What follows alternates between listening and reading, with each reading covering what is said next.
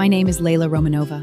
I was once the principal dancer of the New York Ballet. My name appeared on the playbills at Lincoln Center. My photo hung on the honor wall backstage, and my toes have touched every inch of the stage in Swan Lake. I thought I would dance until I was 40, then step gracefully behind the scenes as a ballet teacher. But fate didn't give me that chance. During a rehearsal of Giselle, I felt a sharp pain in my ankle and collapsed on stage. The doctor's diagnosis: torn ligaments, accompanied by unexplained muscle atrophy. They said it might be the result of long-term high-intensity training, or possibly a side effect of some medication. I didn't care at the time. My boyfriend, Victor Greve, the youngest private equity partner in Manhattan, had me admitted to his private sanatorium immediately. He said it had the best therapists, the most advanced equipment, and the quietest environment in all of New York. Layla, you don't have to think about anything. Just focus on recovering. I'll be with you always.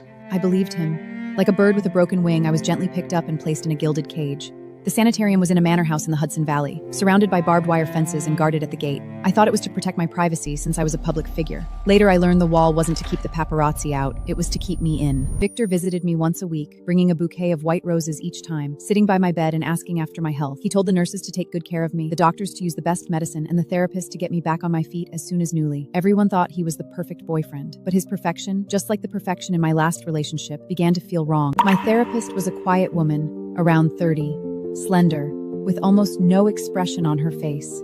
Her name tag read Kayla Mendez, physical therapist.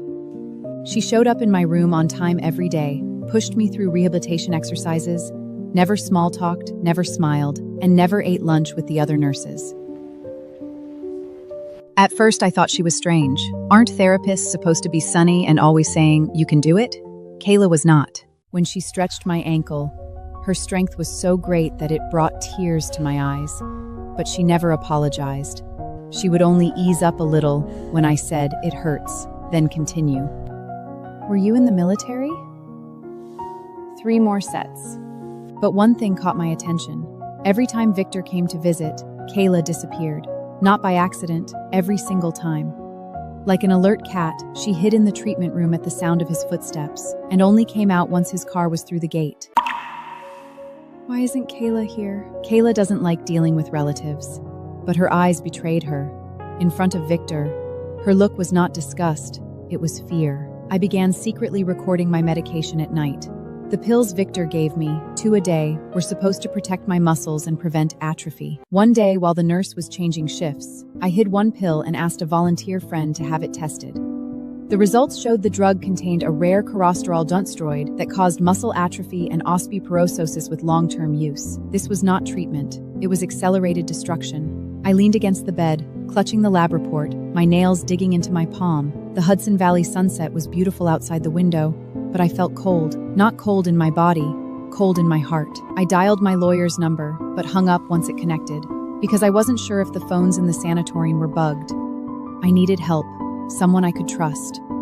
I looked around and my eyes fell at the rehabilitation log in the corner, signed Kayla Mendez. I decided to start with Kayla, not by asking if she'd help me, but by first figuring out who she was. I searched all the sanitarium's public files and found Kayla's employment record. Education: Master's in Rehabilitation Medicine, Columbia University. Work experience: 3 years at another private rehabilitation center. Reference: none. In her photo, she was younger but still unsmiling. Her pupils were dark brown, just like mine. One day after therapy, I said casually, "Your eyes are the same color as mine." Her hands paused as she packed up the equipment, then she continued. "My mother's were also dark brown," I went on. "But she's gone." Kayla didn't reply. She rolled up the resistance band, put it in the cabinet, and turned to leave. I said one sentence behind her. "Have you ever heard the name Natalia?" She stopped. The doorknob stayed in her hand for a long time. She didn't turn around, but her shoulders trembled slightly. That night, Kayla knocked on my door. She stood in the doorway, didn't come in, just slipped an envelope into my hand and turned away. Inside was a photo, with a line written on the back. This was taken the day I was given away at age 5. She didn't know I took this with me. On the front was a little girl with tears on her face, and behind her stood a young woman. That young woman was my mother. I looked at the photo over and over, then pressed it to my chest and cried. The next day when Kayla came for therapy, I didn't mention the photo, and neither did she. But when she stretched my ankle, her touch was gentler. When I hurt, she no longer said 3 more sets. Instead, she said, "Endure it, it'll be over soon. Just bear with it, it'll be over soon." That was the first time I heard her say endure instead of persist. Endure and persist are not the same. Endure means she knows you're in pain. Persist means she doesn't care if you're in pain. I suddenly thought this quiet woman might be the last family I had in the world. In the days that followed, I asked Kayla about her past indirectly. She told me she was sent to a foster home by her mother when she was little, then moved between foster families, and put herself through college at 18. She spoke without expression, like reading a report. "Do you hate her?" I did. Then I learned she didn't abandon me, she couldn't afford to keep me. My father was an alcoholic who beat her and beat me. She sent me away to let me survive. She wanted to see me one last time before she died, but by the time I got the message, she was already buried. I took her hand. Her hands were rough, with prominent knuckles, marks from years of physical labor. Mine had once been a dancer's hands, but now they were pale and soft from lying in bed for so long. When we held each other, it was like two people from different worlds meeting. "She's our mother. Do you know that?" For the first time, Kayla looked directly into my eyes. Tears glistened in those dark brown eyes, just like mine. "I know, I knew the first day I saw you. You look like her. I applied for this job just to meet you. I wanted to see what life was like for the daughter she kept and raised. Now I know. You're not doing well either. A little better than you, at least I knew her and lived with her for 15 years. Therapy's over for today. Same time tomorrow. Layla, I'll get you out of here."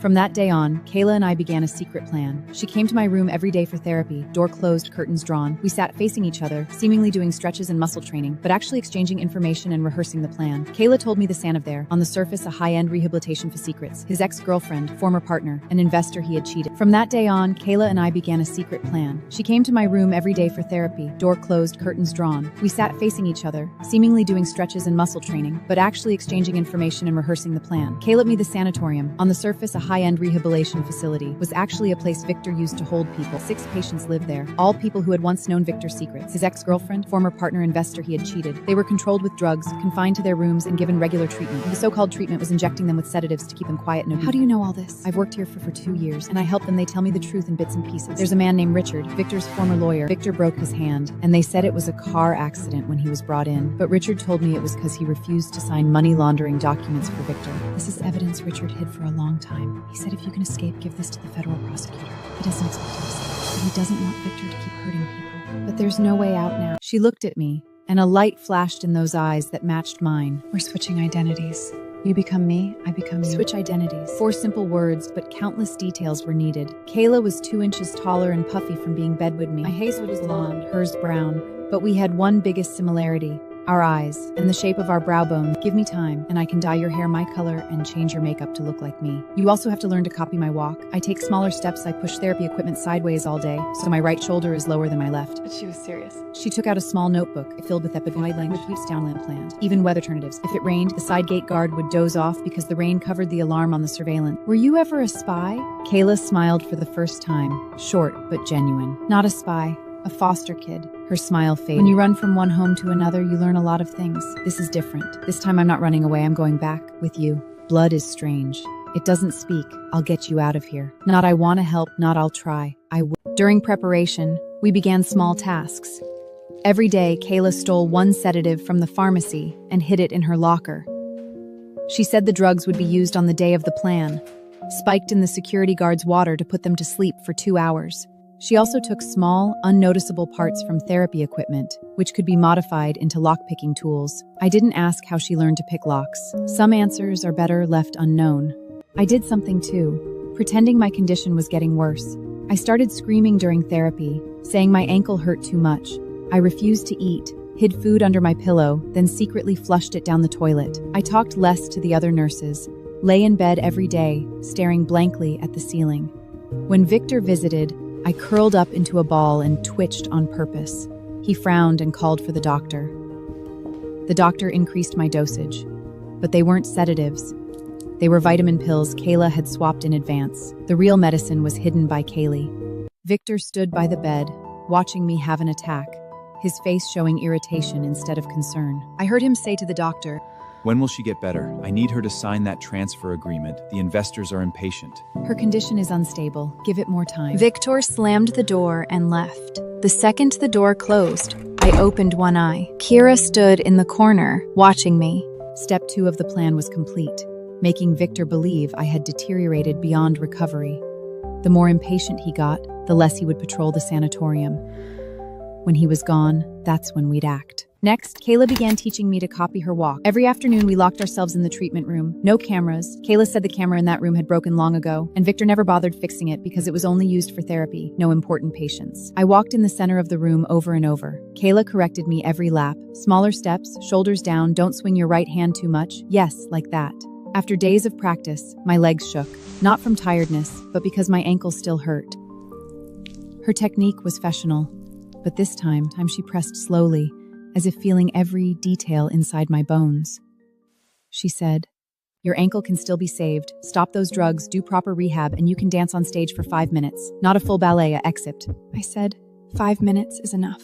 She looked up at me, and in that look was something. Not sympathy, but respect. Kayla took out 2 wigs, a short brown one for me, a long blonde one for herself. She also prepared foundation, eyebrow pencils, and colored contact lenses. She didn't need to look exactly like me. Nurses didn't stare at patients' faces for long. They cared more about the numbers on the vital signs monitor, and Kayla could tamper with the monitor. She wrote key plan details on a slip of paper and tucked it in my pillow. The side gate guard has an 8-minute gap between shifts. We only have 8 minutes. Once you're out, use this phone to call this number. He's the federal prosecutor handling Victor's case. Give him the USB drive, and he'll take care of the rest. The day of the plan finally came. Everything was normal during the day. Victor didn't come, nurses did their rounds, delivered food, gave medicine, took temperatures. Kayla came for the final therapy session in the afternoon, seemingly stretching me, but actually making final confirmations. Kayla came for the final therapy session in the afternoon, seemingly stretching me, but actually making final confirmations. I adjusted the thermometer. Your temperature will read normal tonight, so the nurses won't enter your room. The security guards in the surveillance room drank the water I laced. It'll kick in soon. You only have a 1-hour window. That night, I lay in bed, the wig under the covers, makeup hidden in my pillowcase. Kayla waited in the next treatment room. Soon I heard the nurses changing shifts. Footsteps faded.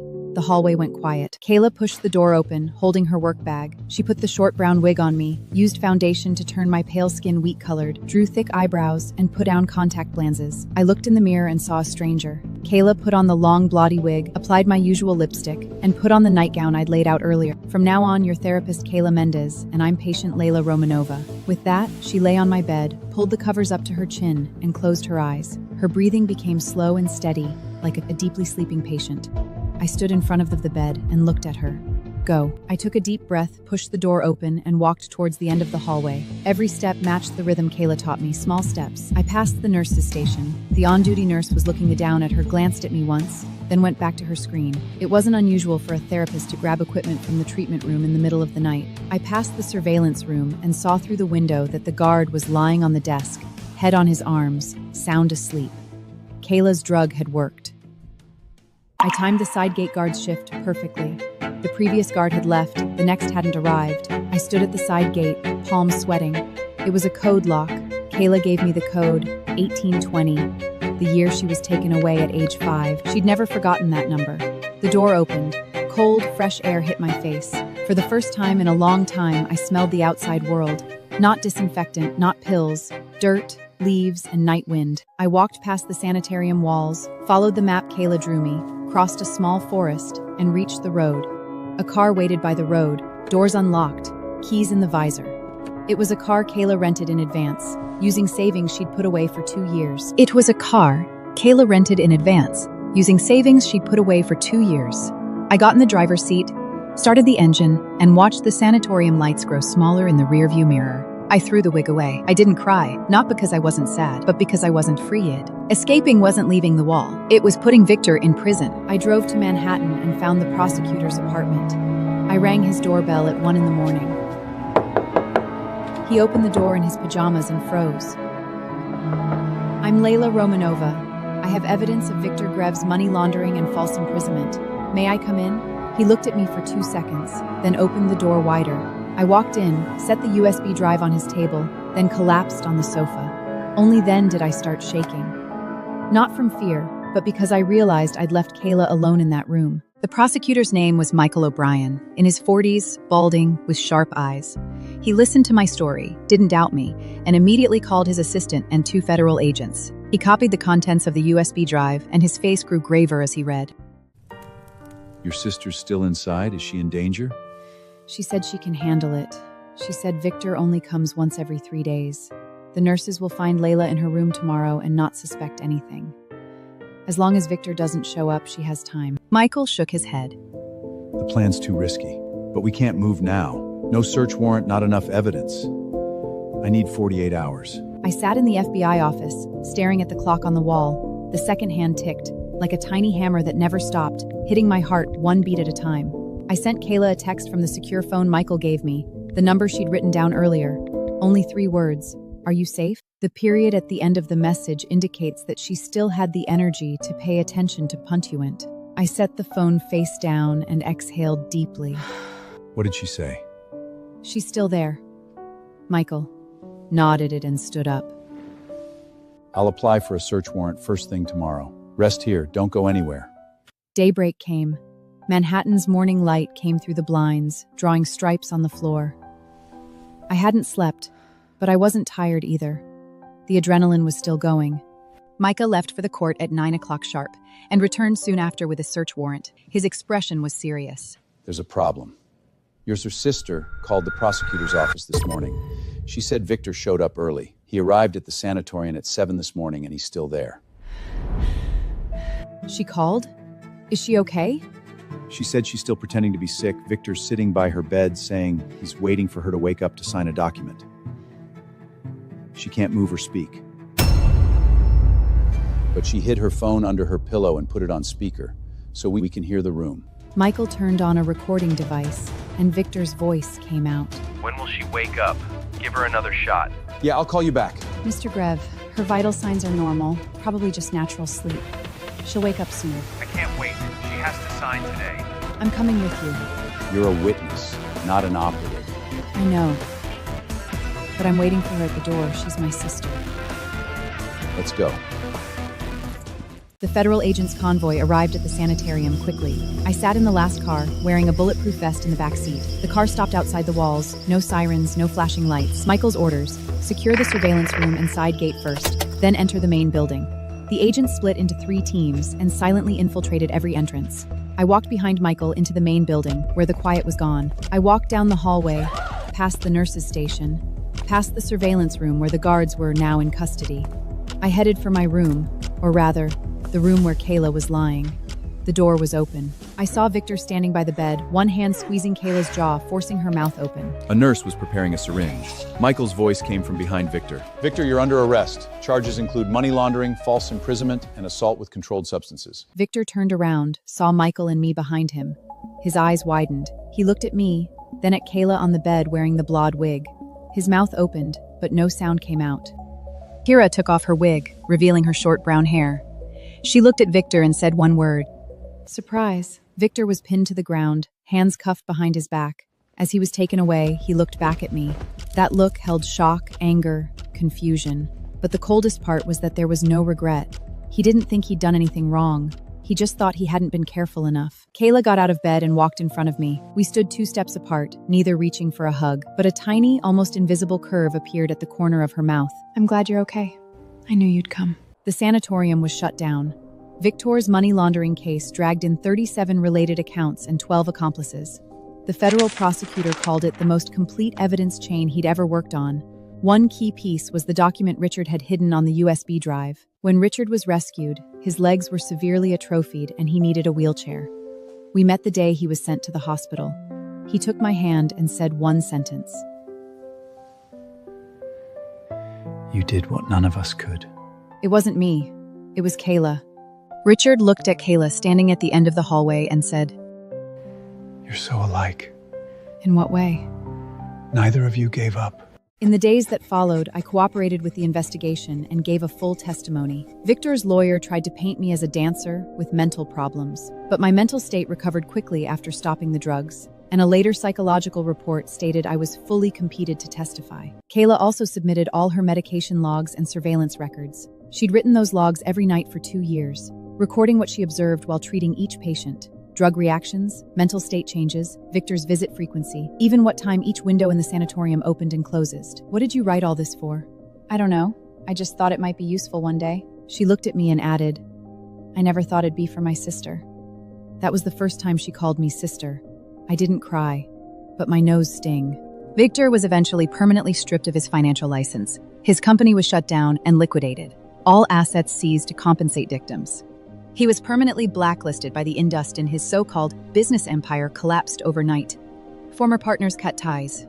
He became a pariah in New York social circles and eventually withdrew from all public life. On sentencing day, Kayla sat next to me. When the judge finished reading the verdict, she didn't clap, she just took off her glasses and wiped them. He'll never hurt anyone again. That's his problem, not ours. She looked at me, then smiled. This time, not a short, faint smile, but a full one, eyes crinkling. Layla, you sound just like her.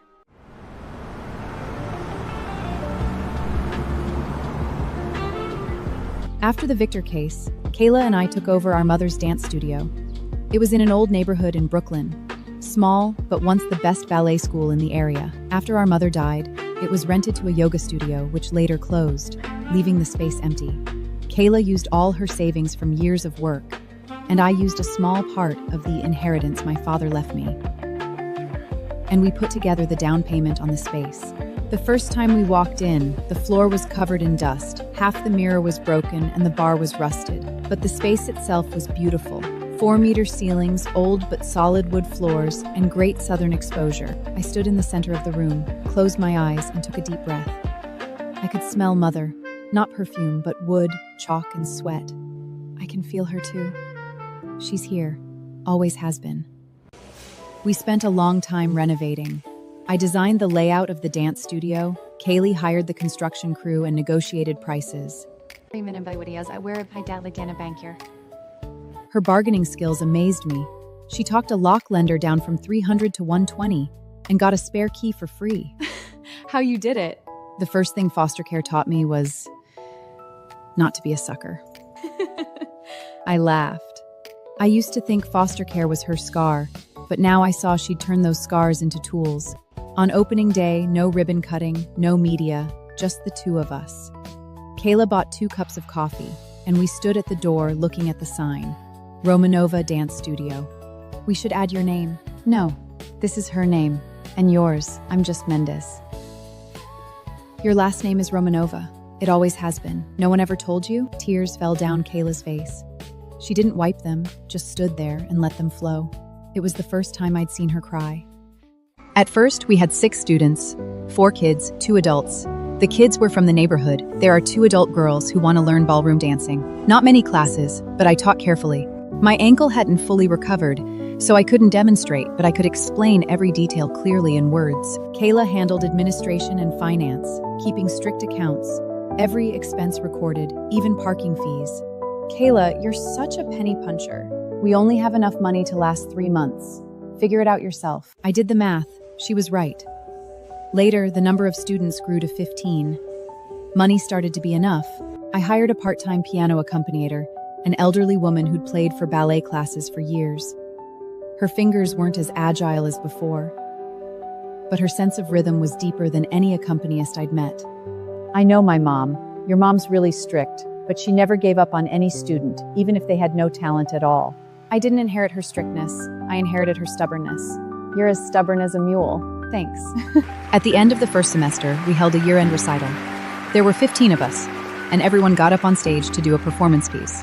The little one was 5 years old, dressed in a pink tutu. She spun round and round on stage, nearly dizzying herself out. The audience laughed, and I couldn't help laughing too. The oldest was 72, dancing a waltz, elegant as a flower slowly blooming. After the show, Kayla cleaned up backstage. I walked in and saw her wiping a mirror dead. We had cleaned it many times, but water stains still lingered on the edges. She wiped it carefully, like cleaning a relic. In the studio's second year, an unexpected visitor arrived. Richard, the lawyer whose hand Victor had broken. He arrived in a wheelchair, pushed by his wife. After a year of therapy, his legs could stand but still walked unwarbly. My wife says I owe her a dance.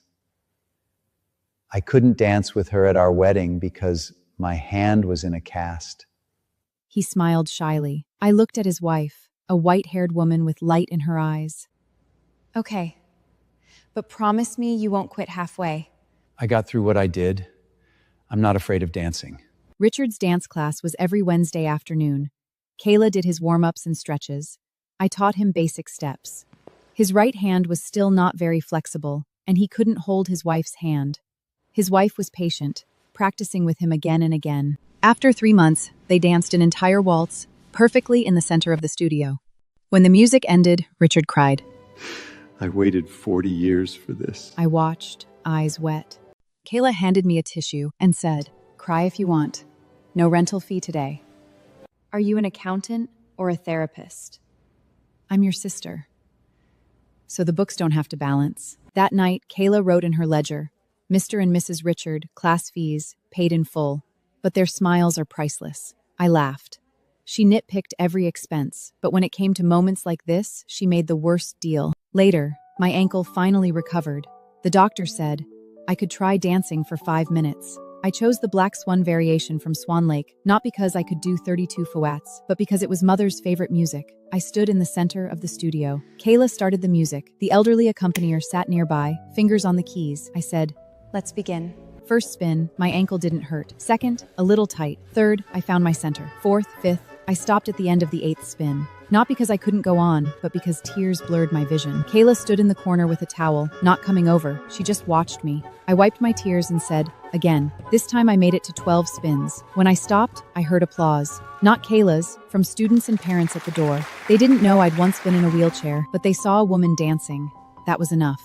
That night, I took Kayla to dinner. My first time treating her to something other than takeout. We sat in an Italian bistro, drinking red wine and eating pasta. Kayla blushed after 2 glasses and started talking more. She said when she was little, all she wanted was a home, one she didn't have to move from. She never dared imagine that home would be a dance studio. You didn't dare dream it, so I dreamed it for you. Now it's real. Kayla made a budget, calculated for 2 days, and finally told me, we can rent, but we need more adult classes. Kids' tuition alone won't cover it. Okay. The studio gradually expanded. We rented the space next door, knocked down the wall, and added a large classroom. We added yoga, Pilates, and adult beginner ballet. Kayla even took a marketing course and started social media promotion. Her short videos went viral. A woman in a therapist's coat, stretching expressionlessly in front of a mirror, caption, "Therapists don't smile, but your muscles will." Views were huge. People started recognizing me, not on stage, but online. One comment read, "Aren't you Layla from the New York Ballet? Why are you teaching here?"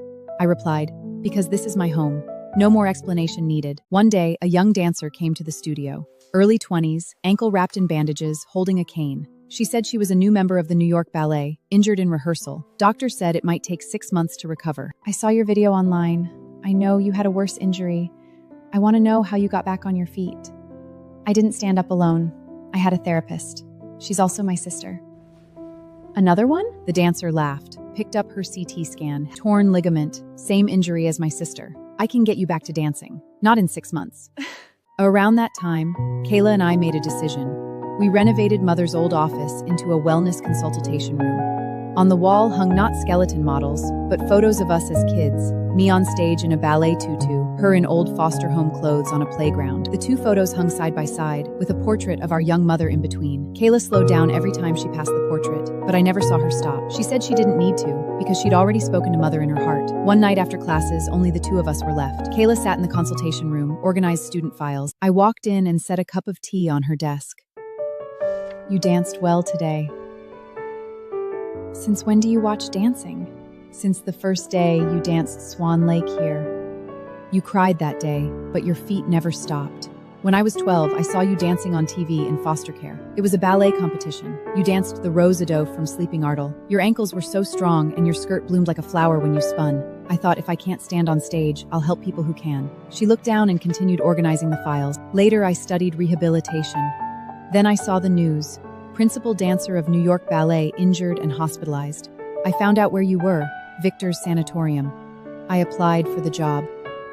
I stood there, the tea in my hand cold. I set down the cup, walked over, and hugged her from behind. She didn't move, but her shoulders trembled slightly.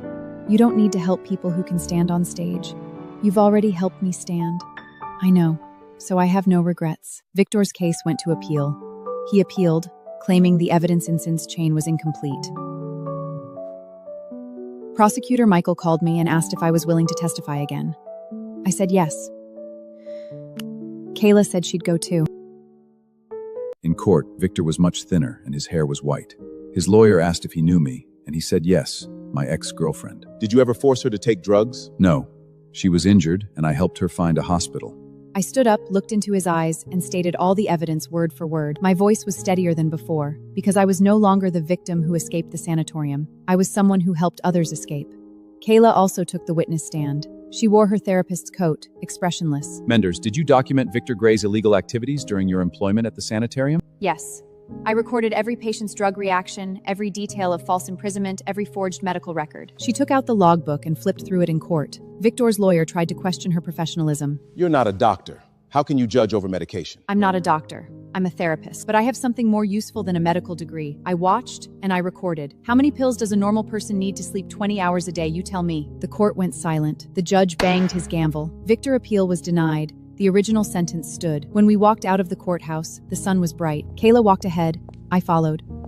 She suddenly stopped, turned, and held out her hand. I held it. Her hand was warm, with callies on her palm from gripping therapy equipment while training me. We walked for a while without speaking. Passers-by thought we were a couple. In fact, we were something deeper.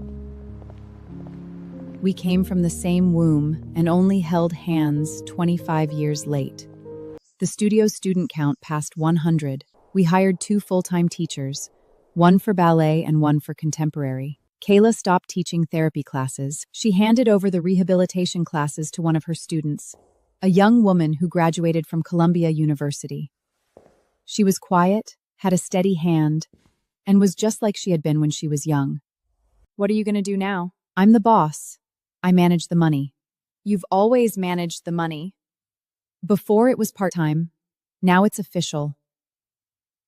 I want to turn the studio into a chain. We really opened a second location on the Upper West Side of Manhattan. It was smaller than the Brooklyn original, but rent was 3 times higher. Kayla calculated back and forth and decided we could just manage. On opening day, many old students came. Richard and his wife came too. Richard could walk without a cane now. He stood at the door, looked at the new studio, and said, Romanova sisters, you're doing something big. You're telling everyone that getting hurt isn't the end, it's another starting line. Sounds nice. Rent is due at the end of the month. You a sponsor? Richard laughed and wrote a check. Kayla put the check away, expression unchanged. But that night, she drank an extra glass of red wine. She got drunk, leaned on the sofa and said, Sis, you know why I care so much about money? Why? I'm scared of being poor again. But I don't want you to live like that either. I've been poor. After Dad died, I lived on a tight budget for years. But you didn't turn bad because of money. You didn't either. I didn't turn bad. I turned into an accountant. Later, a ballet school closed down, founded by an elderly woman who'd run it for 40 years but couldn't keep going. She advertised in the newspaper, selling all ballet equipment, barras, mirrors, floors, speakers, leotards. Kayla and I went to take a look. The school was in Queens, twice as big as our old studio, old decor but good quality facilities. I stood in the empty classroom and a thought flashed through my mind. Kayla stood beside me and said, What are you thinking? Can we take it over? Open a third one? I don't know. I do.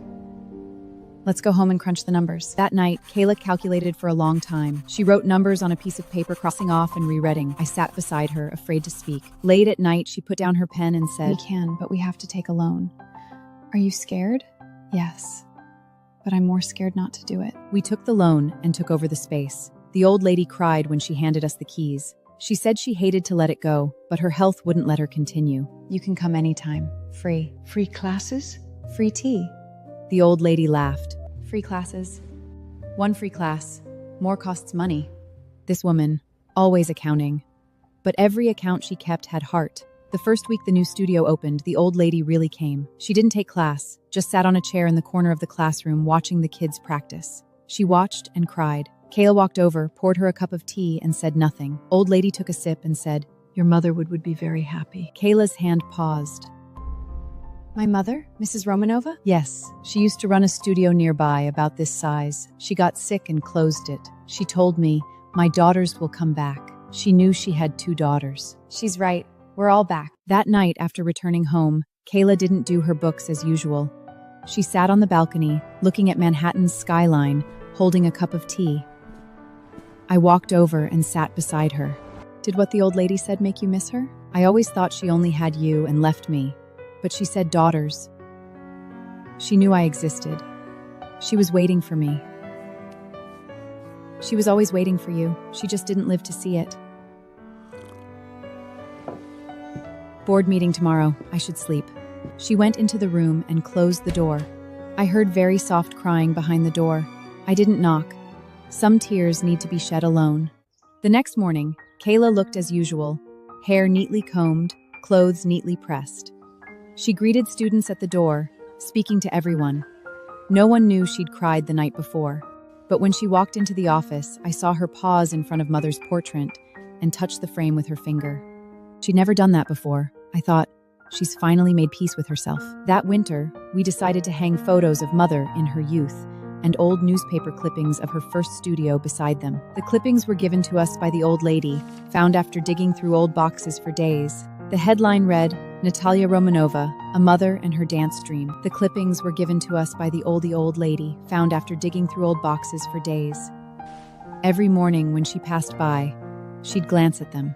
Later, Kayla and I appeared on a TV show, not a talent show, a documentary. A director found us, wanting to film a story about sisters repairing broken lives. I don't like cameras. I don't either. But this story deserves to be seen. The director filmed us for a long time, from the old Brooklyn studio to the new Manhattan one, from early morning opening to late closing. He filmed me teaching, Kayla doing books, us eating lunch together, even arguing in the hallway over a mysterious equipment repair fee. I said the machine still worked. Replacing it was a waste. We argued. Then Kayla gave in. You argue like a married couple, not sisters. Because we're business partners. Because we're family. After the documentary aired, the response was huge. Many people left comments saying they were moved by our story. One young girl wrote, I was also raised in foster care. I always thought I didn't deserve family love. Seeing you, I think maybe I could. When Kayla saw this comment, she was eating lunch. She put down her chopsticks, stared at the screen for a long time, then replied, You can. The first step is believing you deserve it. The girl later came to our studio, 19 years old, wanting to learn to dance but never had. Kayla started her in the beginner's class. She learned slowly but carefully. A year later, she could perform a 1-minute solo independently. When the music ended, she looked at the audience. I sat there clapping. Kayla stood at the door, expressionless but clapping nonstop. The girl ran to Kayla and cried. Kayla stiffened, then patted her back twice. Not perfunctory patting, that said, I understand you. Later, I received an invitation. The New York Ballet wanted me to perform at a charity gala. Not a group dance, not a 5-minute excerpt, a full solo, The Dying Swan. Only 4 minutes long, but extremely demanding for a dancer. But demanded conveying all the emotion of a die-on in 4 minutes. Now, I'm ready. I danced it before my injury. My technique was better then, but my emotion was not as deep. My ankle wasn't as flexible now, but I knew what dying meant. I had died once. In Victor's sanatorium, his drugs made me sleep 20 hours a day. I was alive, but I was dying. Then I escaped and was reborn. I accepted. Kayla did my rehabilitation. When I screamed in pain, she said expressionlessly, 3 more sets. I suddenly remembered our first meeting. Back then, she was my therapist, I was her patient. Our relationship began with those 3 words. On performance night, Lincoln Center's lights were blinding. I waited backstage, heart racing. Kayla stood beside me, handed me a pair of point shoes. She taped my feet, checked the ribbons. I stepped onto the stage. Music made. My ankle was tight, but I didn't stop. My body remembered every move, but my heart beat to a new rhythm. 4 minutes, not long, not short. When the final move ended, the swan bowed its head, wings cold, body slowly falling. The whole theater went quiet. Then applause erupted. I lay on the stage, looking at the ceiling lights, tears sliding into my hair. I smiled.